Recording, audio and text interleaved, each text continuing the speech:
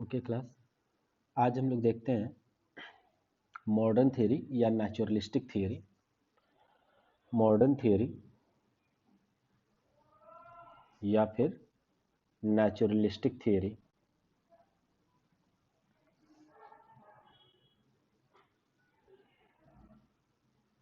ये देखना कि मॉडर्न थ्योरी को प्रपोज करने वाले ओपेरिन थे।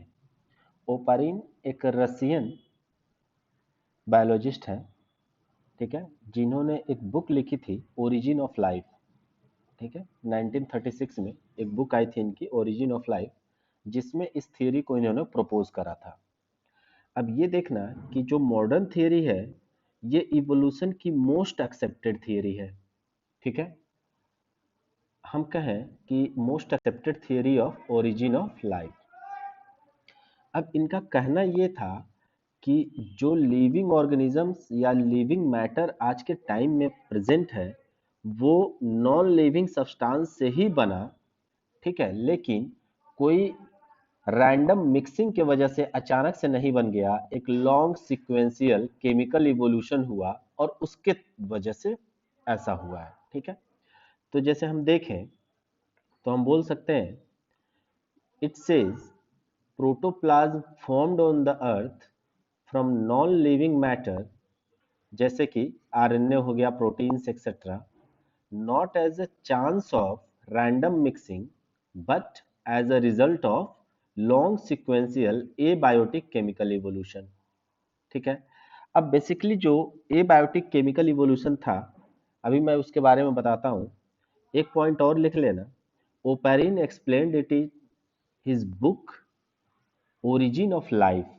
ठीक है, एक रशियन साइंटिस्ट थे ये ओपेरिन, 1936 में इन्होंने इस थियरी को प्रपोज किया था अपनी बुक में। अच्छा, इस थियरी के अकॉर्डिंग देखेंगे, हम कह दें थियरी के अकॉर्डिंग ऐसा पॉसिबल इसलिए हो पाया क्योंकि उस समय एटमॉस्फेयर जो था वो रिड्यूसिंग था। अब हमको मालूम है कि जब एटमॉस्फेयर रिड्यूसिंग होगा, ऑक्सीडाइजिंग एटमॉस्फेयर होगा तो कोई मॉलिक्यूल ऑक्सीडाइज होकर के छोटी मॉलिक्यूल्स में कन्वर्ट हो जाएंगे। रिड्यूसिंग एटमॉस्फेयर होगा तो ऑक्सीडेशन नहीं होगा, रिडक्शन होता रहेगा, तो कोई छोटे छोटे मॉलिक्यूल्स मिल करके बड़े मॉलिक्यूल्स बनते जाएंगे। ठीक है, दूसरा था कि फ्री ऑक्सीजन एब्सेंट था तो इसलिए ऑक्सीडेशन हो नहीं सकता था। ओजोन एब्सेंट थी, डायरेक्टली अल्ट्रावायलेट रेज अर्थ पे आती थी और उन अल्ट्रावायलेट रेज की एनर्जी को यूज किया गया इन रिएक्शंस में। ठीक है, टेम्परेचर ज़्यादा था, उस समय वोल्केनिक स्टॉर्म भी चलते रहते थे। गैसेस क्लाउड जो था, ठीक है, उसमें हाइड्रोजन ज़्यादा था। जैसे गैसियस क्लाउड में था, जैसे मान लेते हैं मीथेन था, अमोनिया था, H2O था, तो इन सब में हाइड्रोजन का कंसंट्रेशन ज़्यादा है। ठीक है, अब ये कहें कि जब प्रिसिपिटेशन हुआ, हम कह दें on precipitation minerals eroded into oceans and dilute soup was produced. जैसे ही प्रिसिपिटेशन हुआ, बारिश जैसे होती रहती थी, तो जो भी अर्थ के क्रस्ट पे मिनरल्स थे वो सारे इरोड होकर के बह के और ओशंस के वाटर में चले जाते थे, और ये सारे मिनरल्स मिलने की वजह से एक डाइल्यूट सूप प्रिपेयर हो गया।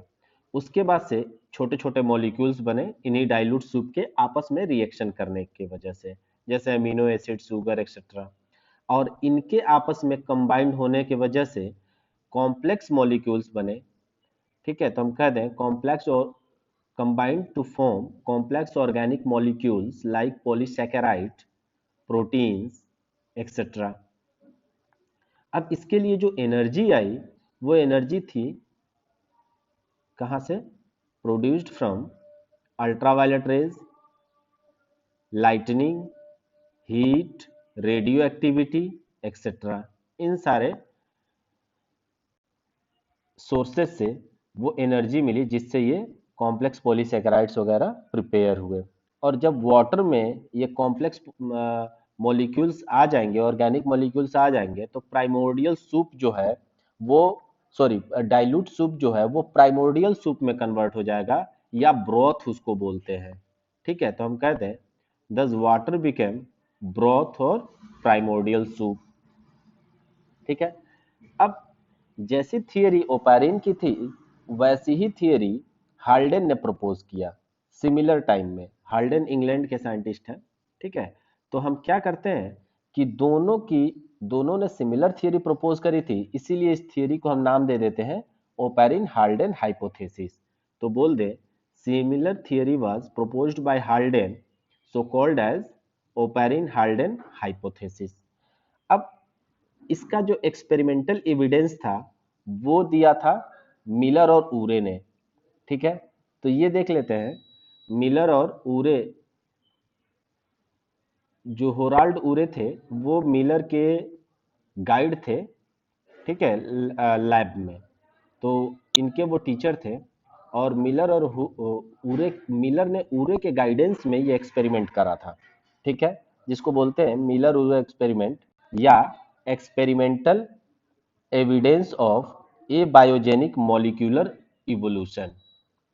ए बायोजेनिक मॉलिक्यूलर इवोल्यूशन।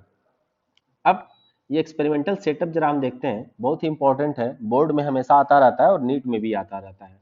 एनसीईआरटी में एज इट इज ये दिया हुआ है।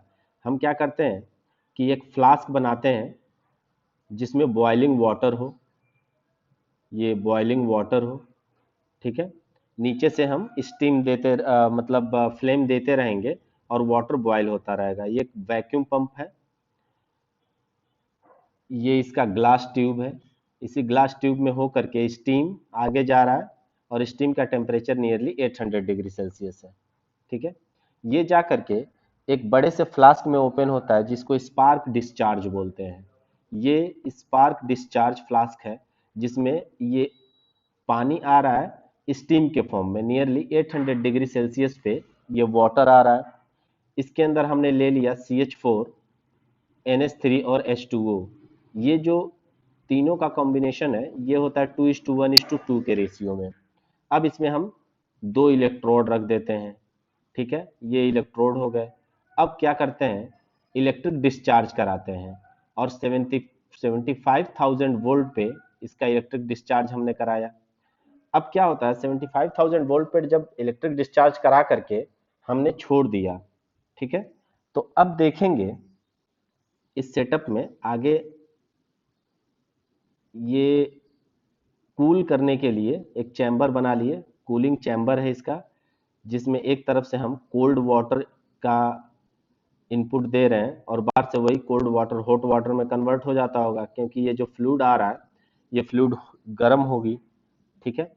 अब धीरे धीरे जब कोल्ड वाटर की वजह से क्या होता है कि जो स्टीम आ रही है वो हॉट वाटर जो आ रहा है वो क्या होगा, सॉरी स्टीम जो आ रही है, या हम ये कहते हैं कि जो स्पार्क डिस्चार्ज का गरम हीट हॉटेड ये कंपोनेंट्स हैं, ये कंपोनेंट्स क्या करेंगे, धीरे धीरे वाटर ड्रॉपलेट के फॉर्म में नीचे आते जाएंगे। अब इनको हम क्या करते हैं, ऐसे जो एक्स्ट्रा वाटर है वो जा करके इसमें कलेक्ट हो जाए। दूसरी चीज़ है, यहाँ से हम कलेक्ट कर लेते हैं कुछ सब्सटेंसेस। अब 18 दिनों के बाद, 18 डेज के बाद हम देखेंगे तो हमारे पास जो कलेक्शन होगा उसमें amino acid, sugar, nitrogenous bases, fat etcetera ये सब मिलेगा, ठीक है। हमने इनमें से किसी भी चीज़ को अप्लाई नहीं किया था, तो इसका मतलब ये है कि ये सारी चीज़ें बनती कहाँ पे हैं, इसी ऑपरेटस में बनती हैं, स्पार्क डिस्चार्ज में बन रही हैं, ठीक है। तो जो स्पार्क डिस्चार्ज ऑपरेटस का सेटअप है वो हाइपोथेटिकली उस तरीके का इन्वायरमेंट देने की कोशिश की गई है जैसा हम लोग मानते हैं कि अर्थ का जब इवोल्यूशन हो रहा था, स्टार्टिंग जब हो रही थी अर्थ की, तो ऐसा एटमॉस्फेयर था और ये कंडीशंस थे। तो इससे हमको ये कॉम्प्लेक्स ऑर्गेनिक मॉलिक्यूल्स जब मिलने लगते हैं, ठीक है, या इनऑर्गेनिक सब्सटेंसेस डालने से ऑर्गेनिक मॉलिक्यूल्स मिलने लगते हैं, तो इससे हमको एक हाइपोथेसिस तो पता चल जाता है कि जो अर्थ पे जो इवोल्यूशन हुआ, जो ऑर्गेनिक इवोल्यूशन या ऑर्गेनिजम्स का डेवलपमेंट हुआ, वो कहीं ना कहीं इनऑर्गेनिक सब्सटेंसेस से ही शुरू हुआ है, ठीक है। तो ये हो गया मिलर उरेज एक्सपेरिमेंट, ठीक है। Okay, thank you.